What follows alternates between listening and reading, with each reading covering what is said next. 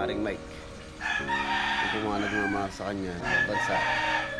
Yung isang ama na nalungkot ako sa balita. Napaluha-luha pa ako dahil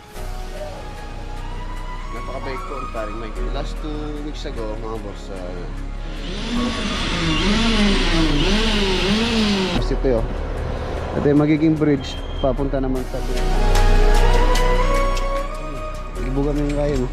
Para walang honeycomb.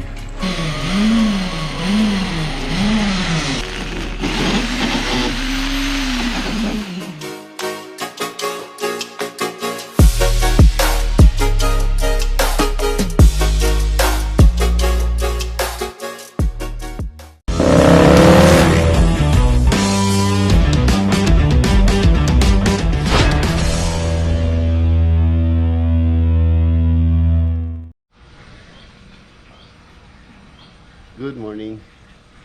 Ayan mga boss, another day, another build. So for today's video,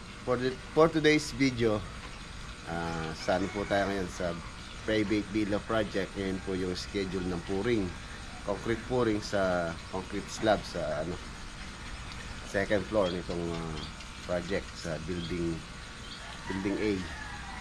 So yun. Siya nga pala mga boss, meron po akong gustong ibalita lang po sa inyo. Meron po tayong isang kaibigan, kumpare. Parang kapatid ko na rin. Meron po tayong isang kumpare na signing off.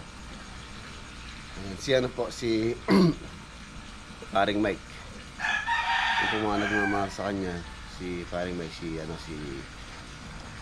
Kwento Mo TV is signing off na po, or nagpaalam na po siya. Kahapon lang siya nagpaalam. Si paring Mike, nasa po siya, nasa state, nasa bansa. So, isang ama na nagsusumikap para sa pamilya. Ayun nakakalungkot po, doon na po siya binawian ng buhay.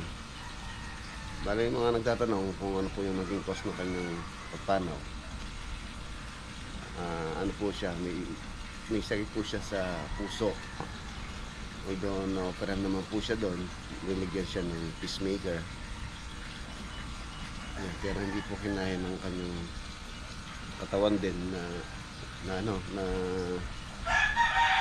talagang mahina na po yung kanyang heart o yung puso niya. So kapag ninalita sa akin ni Mrs. habang pauwi ako, pagpapunta ako sa Gapan, medyo talagang nalungkot ako sa balita. Napaluha-luha pa ako dahil napakabait po ni paring Mike. Mike Balmadrid. Nakikiramay po ang buong family ng Reds Vlog tsaka yung buong tropa. Sana iwan ni paring Mike, lalo na sa anak niya si Pachochay. Maliit pa po yung kanyang puso. Naulila na siya. Kay Maring April, sa buong Balmadrid family, nakikiramay po kami. So wala pa pong update kung ano po yung magiging ng kanyang family, kung iuwi ba dito sa Pilipinas. Ayan. So, update ko lang po kayo, yung po mga nagmamahal sa kanya. So yun po, nakakalungkot na balita. Kwento Mo TV is signing off. Napakabait po ang paring Mike. Kung ano niyo po yung pagkatao niya, unang kilala ko po siya sa social media, sa din po, sa YouTube. And then tapos yun, nagpatingin siya sa akin ng lote dito sa Arayat. Parang gusto niya magpatayo ng bahay. And yun nga po yung kwento nitong lote na nabili niya dito sa may Arayat din. Nabili po niya yun sa pagsusumigat. Tapos pinatayo niya yung kanyang dream house. So yun, yung bahay okay naman na po, although hindi pa siya totally finished. Pero yun din yung isang pangarap niya na mapatapos yung bahay ngayon. So yun lang po yung isa sa din na hindi na siya nakauwi buhay. So, last 2 weeks ago mga boss, nagkausap pa kami. Kausap kami na magpapalakas lang daw siya. Talagang gustong-gusto na niya umuwi. Magpapalakas lang daw siya. So, pagkakaya na niyang bumiyahe, biyahe na siya pa uwi. So, makita-kita pa kami magkukumpare. So, ayun, hindi naasahan na mangyayari yung araw na yun na ibalita na wala na siya. So, ayun pare, ulas ng kamon ngayon. Ayan. Sana gabahin mo yung pamilyang iniwanan mo.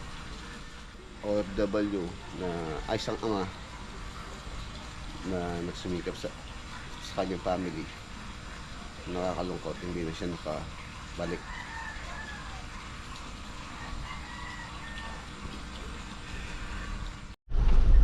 Ayan, nandito na tayo dito sa private villa project Buhos. Ayan na, meron tayong kasamang mga katulong aragdagang manpower.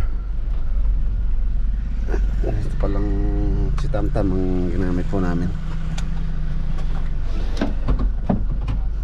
Okay, dito na tayo. Baba.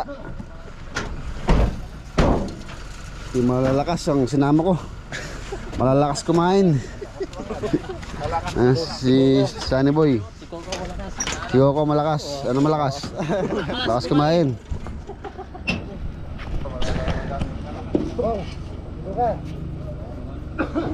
Oh, di na tama ka baba.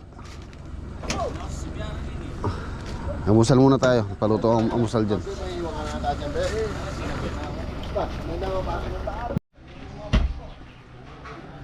So ayan mga boss, ayan po yung bubuhusan. Yung building A, second floor, and then kabuhos po nyan, continue na yung mga column. Bubuhusan na, iangat, and then yun po yung pinaka deck. Roof deck po yan. Tapos ayan, na rin pala ito, unti-unti nang nade-demolish itong extension itong bahay kubo. So yun din po yung kailangan namin i-relocate para ma-layout na rin yung building B. Building B po rito. Ayun yung layout niya. So dito yung magiging garahe, then swimming pool. Ayan. Ito po yung stockpile namin. Ayan o. Ambak yung aming buhangin, tapos graba. Medyo manikalayoan po ng konti yung yung aming materials. Although meron na silang nakaprepare doon, nakasako na kahapon, nakaprepare na yan. Meron pala tayo yung kasama natin, ano sila, bale 7 tsaka 10 silang gumagawa rito. Meron tayong 17 manpower ang magbubuhos ngayon. Ano lang naman po ito, hindi naman ganun kalaki. Nasa around 49 square meters, more or less, mga ganun. Kulang-kulang 50. Kulang-kulang 50 square meter yung bubuhusan na yan. So, kayang-kaya na po yan. Siguro, mga alas 2, alas 3, tapos na po yan. Yun lang mga beam, and then yung mga column, yung medyo malaki-laki. Ayan si Engineer Jake. So tayo, piprefer naman natin yung kanilang mamaya, merienda. Bibili tayo ng merienda. Tapos sa lunch time, pagka buhos na ganito mga boss, kailangan po yung mga gagawa or magbubuhos sa busog para meron silang energy, malakas. Kailangan natin silang busugin. So siguro magkano tayo. Wala akong nakitang manok sana na puti para iyan na rin, pampadugo dun sa slab. Wala akong nakita dito sa aming dinaanan. So tingnan lang tayo ng nabibili dito sa talipapa dito kung meron man. Garos kaldo tayo, kanilang merienda. Yan, shoutout pala kay Ma'am Pamela tsaka kay Sir Randy sa Manalili family, shoutout po.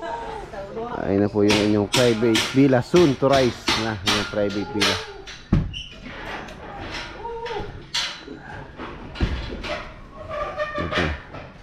Bale, magiging ratio ng mixture natin is 1:4. 1 bag of cement, dalawang sako ng buhangin, 4 na sako ng raba, 1:4 ating mixture.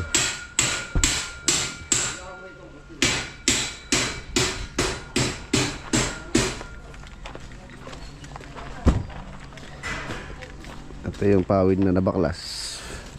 Yung iba pwede pa. Pinatatabi ko para magamit pa yan. Yan na. Susunod, ito naman yan. Pagka nabusan na yun, papaano ko na to. Papagiba ko na rin po yan para schedule na rin yung paglilipat po nitong kubo na to. Nililipat po dito sa kabila. Dito sila gagawa ng barracks for the meantime. Tapos dun sa ibaba dun ng binuhusan namin, pwede na rin silang mag-barracks dun actually. Ayan, dito muna sila. Itong property na to, kay owner din po to. Ayan o, dito muna sila matutulog. Ayan. Ayan po yung magiging barracks nila dito. Ayan, dito po namin nililipat yung kubo dito sa taas. Ayan, sa taas medyo challenging din yung dito, yung paglilipat. Pero meron na rin po kami na plano kung paano namin maililipat yun, dahil medyo may kabigatan po yun. Siyempre din tayo, kailangan din natin na rescue.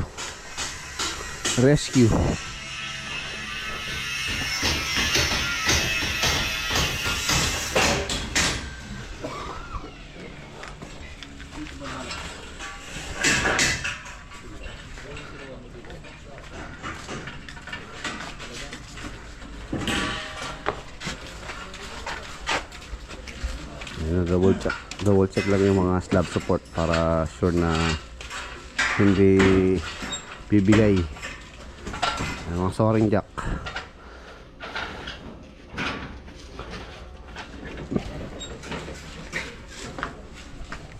Yung mga mamalim siya.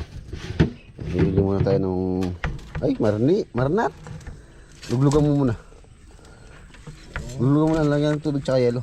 Bibili kami ng ng yelo tsaka tubig, tapos yung almusal tsaka almusal, merienda tsaka tanghalian. Sismang sani kasama ko.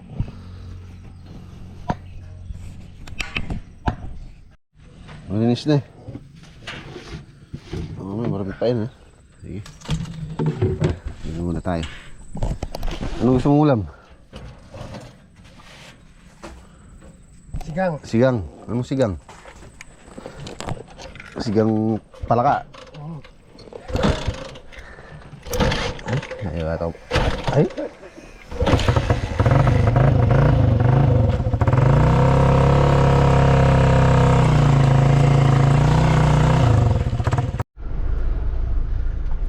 Wala kami mabili dito sa sa Talipapa rito. Puro galunggong tsaka bangus. Ayaw naman po ni Masani ng isda. Gusto niyo daw baka. Baka gusto mo? Baboy lang. Bakit matagal pa kuluin yung baka, no? Wala tayong pressure cooker. Tapos manok. Bili tayo manok, pang-aros kaldo, Masani, no? Tapos bili tayo ng lahok, pang sahog. So punta kami sa sa bayan po kami bibili. Nandito kasi may Talipapa rito, kaya lang wala po silang karne.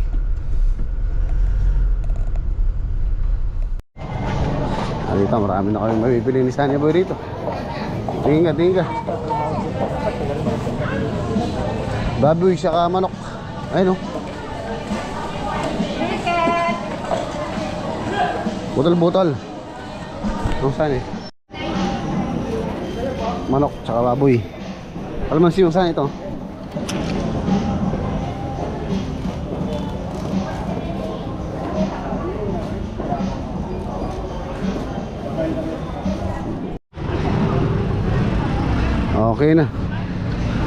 Okay na tayo, namili.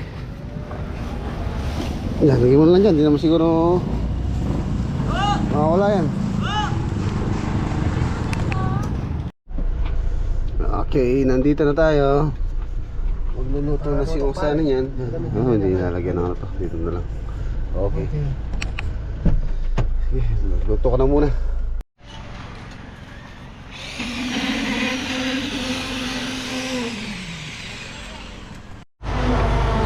Yan, tulungan muna natin siya magluto. Nagbubuso po sila. Ano lang bilis to dahil medyo ano na po, alas 9 na. So may isang oras na lang bago mag alas 10 yung merienda. Nag-start na sila. Okay, gasin mo na yung ano sana boy, manok. Isa na natin to. Wala natin mauna to ating merienda. Yan, nag-start na silang ano.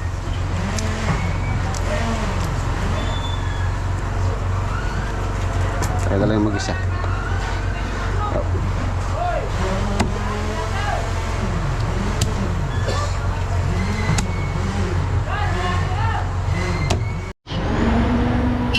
Yan, pakpak. Puro pakpak po ito. Nasa 18 kami. So yung pakpak na nabili ko, isa nasa 20 pieces. May sobra pang dalawa. Ang gusto nila pakpak, puro kaliwa. Puro kaliwa to. Arroz caldo. Yan mga boss, silipin natin sila. So ayan, mag-start na sila. Bale yung pagbuwas mga boss ng slab, mauuna muna yung beam. Ayan, papaikot muna po yan, beam muna, bago yung pinaka slab nya. Ang buwas po namin pala is one piece or monolithic, sabay-sabay. Pati po yung mga beam, so sabay-sabay po yan. Ang monolithic ay nagkakahulugan na isang bahagi or one piece. Yung si engineer, supervisor natin yan. So tapos ayun sila.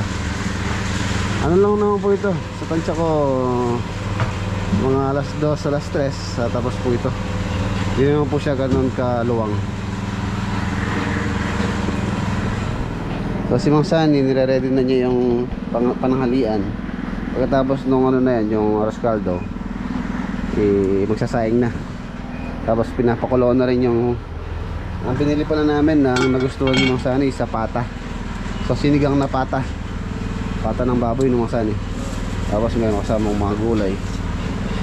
Ayan.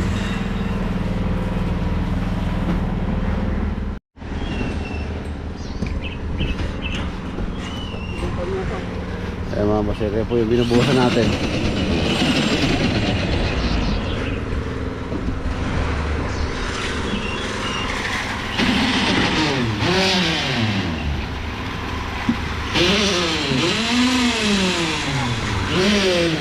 CR, tapos yun doon sa may master bedroom.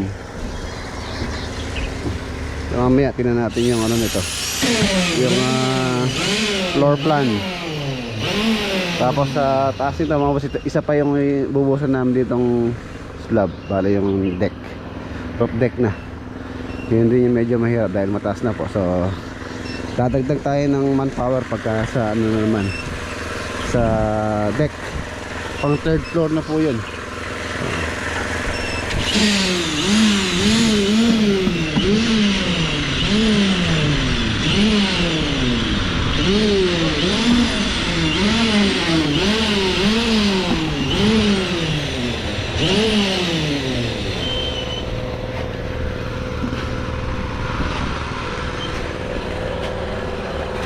Ito yung magiging access niya.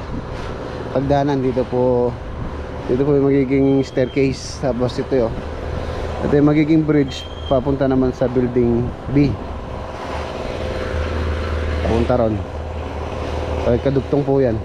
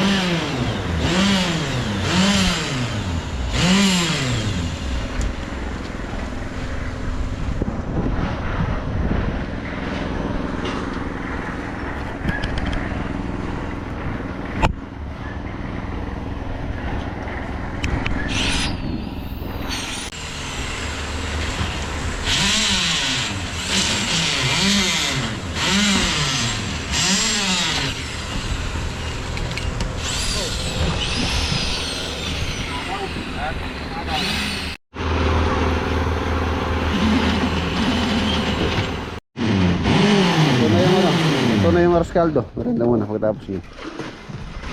So, Ayun mga boss, halos makompleto na po yung bill. Konti na lang, halos dito na lang. Time check, alas 10 na, 10 o'clock. So this time check is brought to you by Kuya Ray Esteban, saka kay Ate Joy. Shout out. Ano yung dike? Dike.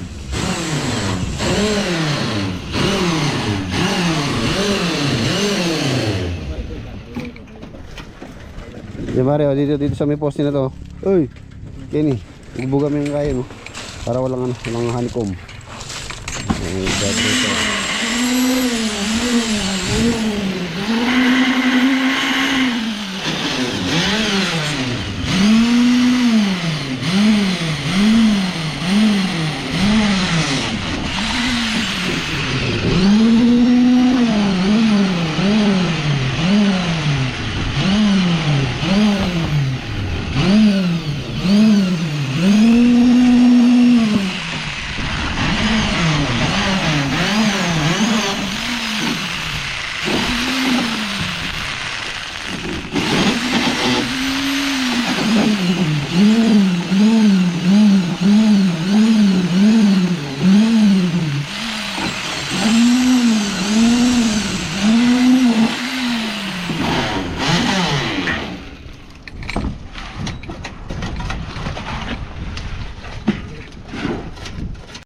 Itong area na to, ito balcony po ito.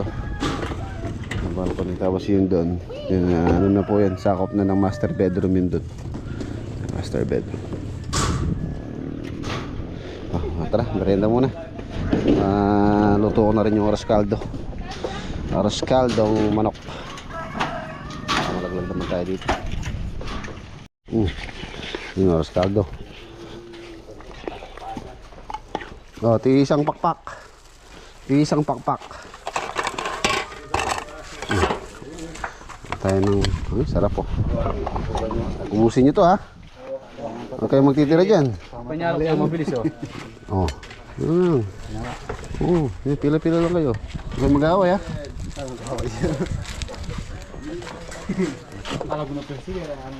Pakpakar, kuha.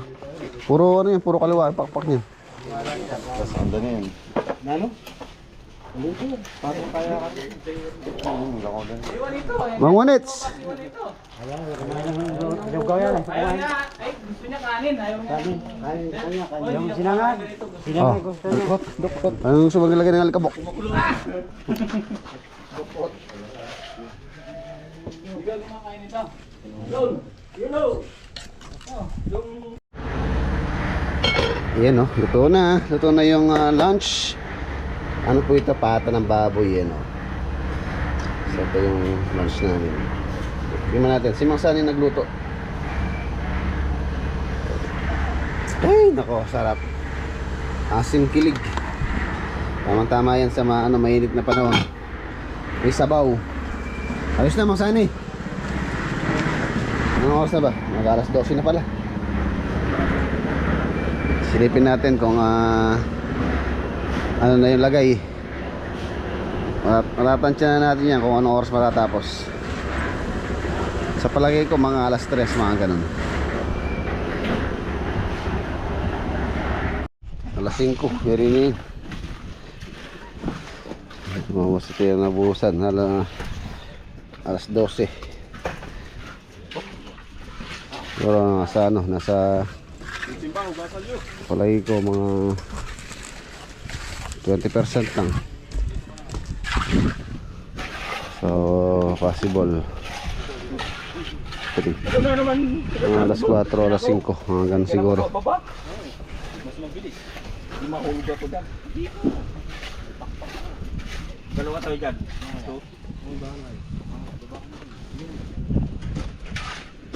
Yeah, mababa na, kain tayo. 20%. Alas 3, alas 5.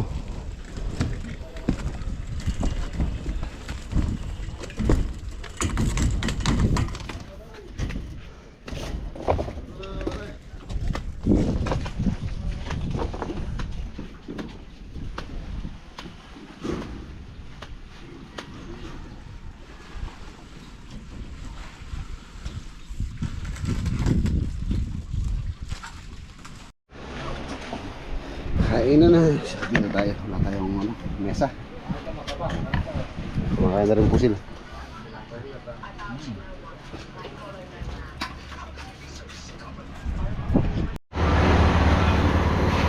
Ayan, time check. 2:10. Alas 2:10. Nakailang semento na kaya? Nakailan na kayo? Semento. Nakailan na? Hindi mo alam. Yung nandun ba? Ilan yung nandun semento? Ayan na, mamaya na lang natin bilangin. Bale yung semento rito, yung semento daw nila dito ay sa 120 bag.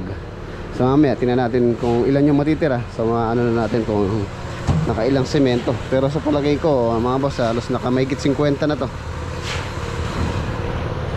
Mahigit 50 yung nauubos. Nasa ano pa lang sila, nasa halos kalahati pa lang. Kalahati. Tarlili ha, kaibig yasan.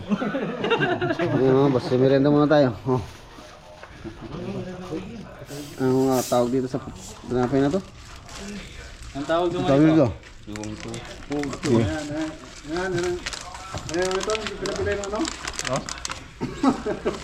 Yan na.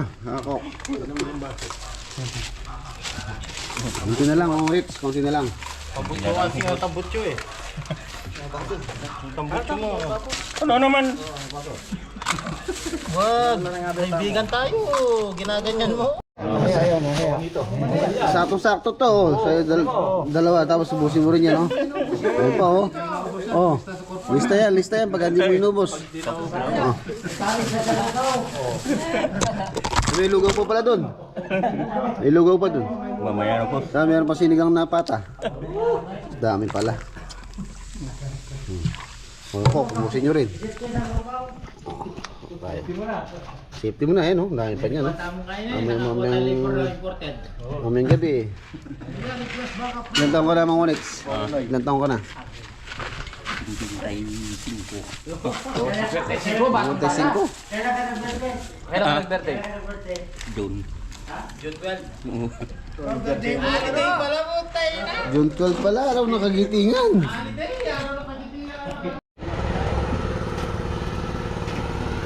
Ayan, mga boss, ito lang. Ito na lang, ano, balcony. Nakadrop po yan ng 2 inches. Huwag naman sana kami kabutan na pa ng ulan. Ito dito, medyo ano na, tuyo na. Tuyo na unang binuhos ng kanina.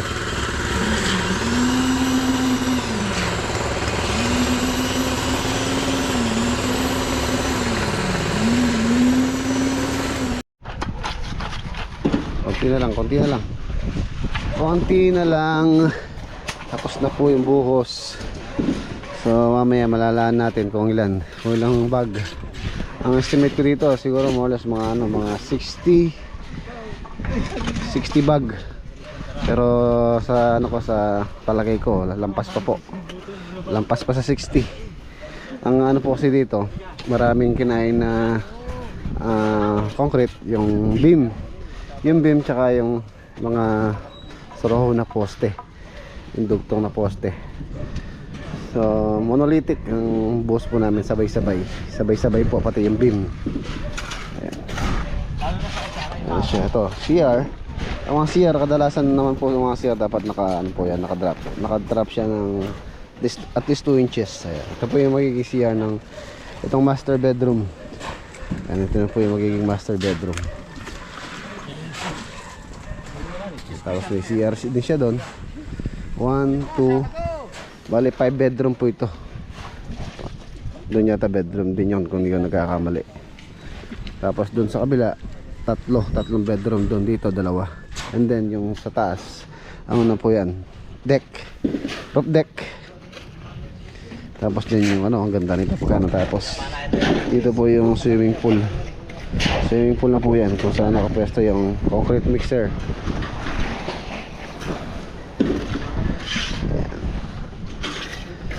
Tapos din, so ano na lang yan, bale yung slab namin, isa dito, tapos isa pa rito, 2 pa. Ito yung medyo mahirap na part tong sa may third floor. Yan po yung medyo mer dahil mataas. Pagka mataas po kasi, so ihirap yan. So kailangan nating magdagdag ng rescue manpower dyan. Siguro kung ngayon nasa ano kami, nasa 18, at least mga dadag pa tayo ng, sabihin na nating 6 pa or higit pa sa 6 or 8 sa susunod na pagbubuhos. Ang gagawin kasi nila niyan mga boss, bukas pwede nang ano nito mga poste, pwede nang pormahan. Iaangat na yan. Popormahan na po ito. Habang pinapatuyo natin yung slab. Tapos yun, may gagawa rito, may gagawa rin po dun. Madadagdagan na kasi yung mga gumagawa rin dito.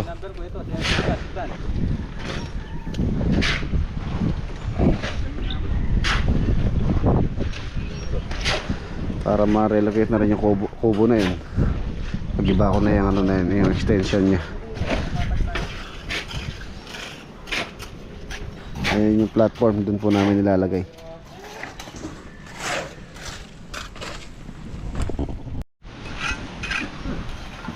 Ayan, tapos na.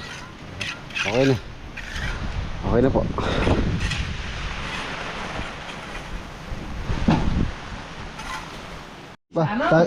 Tira mo sila. Mga nakanakan ko. Ay, may lugaw oh. Ay, kaldero, dahil natin yung malaki. Ano nga pala yung pinasininggayo mo? Ito ako maluga. Ano pa nga, sinigang sabaw. Okay na. Sabi pala dala tayo, kaldero na para. Yung kaldero kanina din na, uli mo yun. Uwi mo. Okay na. Okay na mga boss, so uwi na. Yung mga rescue, 6 po sila. O gan, nasa iyo na yung ano ha? Maintenance.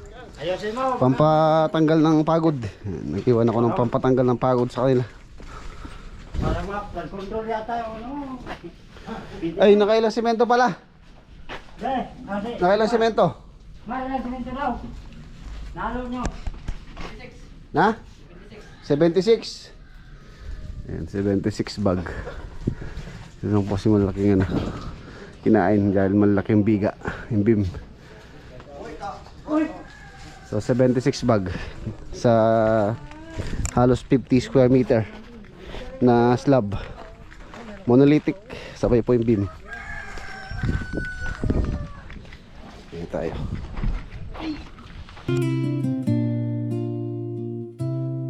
Sa Amerika ka nakipagsapalaran, bit-bit ang pag-asa ng iyong tahanan. Bawat pawis at pagod, buong pusong inialay para sa asawa at mga anak na iyong minamahal. Hindi mo inalintana ang lungkot at pangungulila, kahit malayo sa yakap ng sariling pamilya. Bawat araw ay laban, bawat gabi panalangin, na balang araw ay makakauwi ka rin. Ngunit isang balitang gumising sa aming lahat, luhang pumalit sa mga pangarap. Hindi namin akalaing sa banyagang lupain, doon pala magtatapos ang iyong paglalakbay. Paalam, kaibigan, kumpare kong minamahal, parang kapatid ang turingan nating dalawa. Sabi mo pa noon magpapalakas muna ako, pag-uwi ko magsasama-sama tayong muli. Marami pa tayong kwento at tawanan, marami pa sanang pangarap na hahabulin. Ngunit nauna kang umuwi sa piling ng may kapal. Iniwan mo kaming may luha, ngunit puno ng pagmamahal. Isa kang ama na walang hinihinging kapalit. Lahat ng hirap ay buong tapang mong tiniis, para lang makita mong umiti ang pamilya. Ikaw ang naging haligi ng kanilang pag-asa. Sa aming magkakaibigan, ikaw ang sandalan. Laging may biro, laging may tawanan. Hindi mo pinabayaan ang sinuman sa amin, kaya't habang buhay kang mananatili sa damdamin. Hindi na sayang ang bawat sakripisyong iniwan, dahil ang pagmamahal mo'y buhay sa bawat alaala. Kung naririnig mo man kami mula sa langit, salamat sa pagkakaibigang hindi kailanman mawawala. Paalam, kaibigan, kumpare kong minamahal, parang kapatid ang turingan nating dalawa. Sabi mo pa noon, magpapalakas muna ako. Pag-uwi ko, magsasama-sama tayong muli. Hindi ka malilimutan ang iyong pamilya at mga kaibigan. Sa bawat awit, sa bawat panalangin, pangalan mo'y mananatiling buhay sa aming puso. Hanggang sa araw na muli tayong magkita, wala nang luha, wala nang sakit na dadalhin.